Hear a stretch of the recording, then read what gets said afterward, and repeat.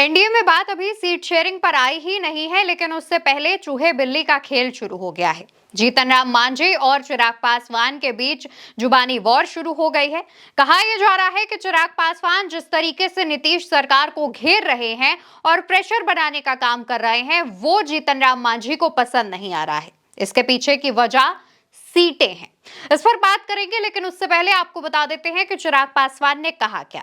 दरअसल दोस्तों, बिहार में लगातार हर दिन हो रही हत्याओं के मामले पर चिराग पासवान एक पोस्ट करते हैं और उसमें लिखते हैं, बिहारी अब और कितनी हत्याओं की भेंट चढ़ेंगे, समझ से परे है कि बिहार पुलिस की जिम्मेदारी क्या है। चिराग पासवान यहाँ पर बिहार पुलिस पर जो सारा ठीकरा है वो फोड़ते हुए लिखते हैं इस बात को। उन्होंने सीधे सीधे नीतीश सरकार पर निशाना नहीं साधा है। लेकिन दोस्तों, आप भी समझते हैं कि नीतीश सरकार में यानी कि बिहार में गृह मंत्रालय किसके पास है? मुख्यमंत्री नीतीश कुमार के पास। और अगर पुलिस से आप सवाल कर रहे हैं तो यानी कि आप गृह मंत्रालय से सवाल कर रहे हैं, यानी मुख्यमंत्री से सवाल कर रहे हैं। अब चिराग पासवान ने बिना नाम लिए नीतीश सरकार पर निशाना भी साध दिया। अब इस पर जीतन राम मांझी का एक पलटवार सामने आता है, जिसमें मांझी लिखते हैं, अपराध करवाएं राजद वाले, तोहमत लगे सरकार पर, वाह रे गठबंधन धर्म। हमारे यहाँ एक कहावत है, गुड़ खाते हैं गुड़म्मे से परहेज। ये ठीक नहीं। वैसे एक बात बताऊं, अब बिहार के मुख्यमंत्री निवास में माफियाओं की खातिरदारी नहीं होती, बल्कि उन माफियाओं को ठोक दिया जाता है। लॉ एंड ऑर्डर पर सवाल उठाने वाले को ये बात समझना चाहिए। दोस्तों, यहाँ पर जीतन राम मांझी की दूसरी लाइन पर गौर कीजिएगा, जिसमें मांझी ये लिख रहे हैं, तोहमत लगे सरकार पर, वाह रे गठबंधन धर्म। यहाँ पर मांझी को गठबंधन धर्म का जिक्र करने की जरूरत ही नहीं थी। जी हाँ, क्योंकि अगर वो इस चीज को ना लिखते तो सभी को ये लगता कि जीतन राम मांझी तेजस्वी या फिर आरजेडी के सवालों पर, बयानों पर पलटवार कर रहे हैं। लेकिन खास तौर पर इस बात का ध्यान देते हुए जीतन राम मांझी ने गठबंधन धर्म का जिक्र किया है। गठबंधन में जीतन राम मांझी, चिराग पासवान, उपेंद्र कुशवाहा, नीतीश कुमार और भाजपा है। यानी एनडीए के इन गठबंधनों में साफ तौर पर जो खटपट नजर आ रही है वो जीतन राम मांझी और चिराग पासवान के बीच। हालांकि ये खटपट चिराग पासवान और जेडीयू के बीच भी देखने को मिलती है, लेकिन क्योंकि चिराग सीधे तौर पर नीतीश कुमार का नाम नहीं लेते, तो जेडीयू के भी तमाम नेता चिराग पासवान को घुमा करके बयान देते हैं, चिराग पासवान पर घुमा करके बयानबाजी करते हैं। अब इससे एक बात तो साफ हो गई है दोस्तों कि एनडीए में सब कुछ ठीक नहीं चल रहा है। अब जैसा वीडियो की शुरुआत में हमने आपको बताया था कि जीतन राम मांझी और चिराग पासवान के बीच भिड़ने की वजह जो है वो सीटें बताई जा रही हैं। आप भी देख रहे हैं, चिराग पासवान के समय समय पर बयान आते हैं कि उनको बिहार बुला रहा है, वो बिहार में चुनाव लड़ना चाहते हैं, बिहारी फर्स्ट जैसे नारे दे रहे हैं।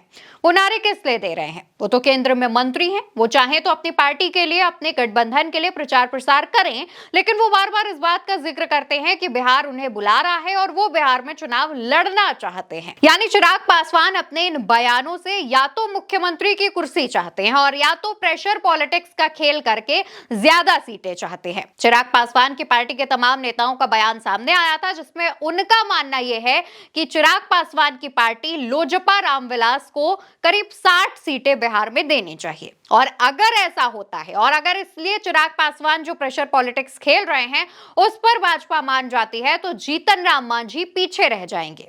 क्योंकि मांझी भी सोच रहे हैं कि अगर चिराग पासवान को 60 सीटें मिले तो हमें कम से कम 35 से 40 सीटें दी जाएं।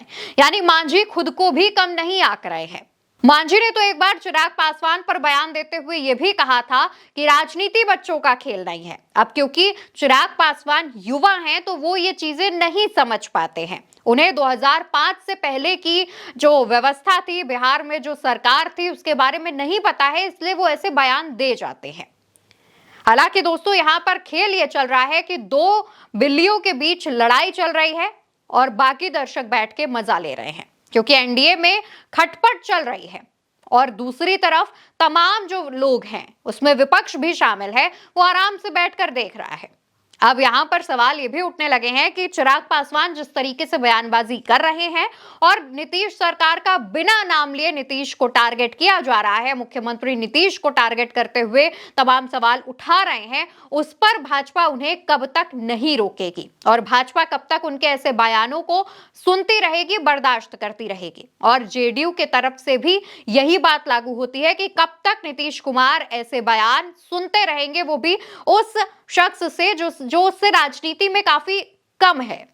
क्योंकि जितना चिराग पासवान का एक्सपीरियंस है राजनीति का, उससे कहीं ज्यादा नीतीश कुमार का एक्सपीरियंस है, वरना ऐसे ही वो 20 साल से बिहार के मुख्यमंत्री नहीं है। तो ये दो सवाल बीजेपी और जेडीयू से तो उठ ही रहे हैं। अब इसके बाद देखना यह भी होगा कि जब एनडीए में सीट शेयरिंग होती है तो क्या घमासान देखने को मिलता है, क्योंकि चिराग पासवान के जो बगावती मोड नजर आ रहे हैं, उससे एक बात तो साफ है कि चिराग अगर चाहे तो बिहार विधानसभा चुनाव अकेले लड़कर नीतीश कुमार का खेल भी खराब कर सकते हैं।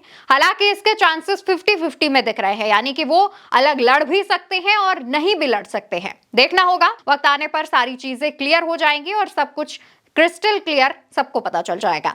फिलहाल के लिए दोस्तों इस खबर में इतना ही। खबर उल्टा चश्मा यूसी पर देख रहे हैं। मेरा नाम अवंतिका अवस्थी है।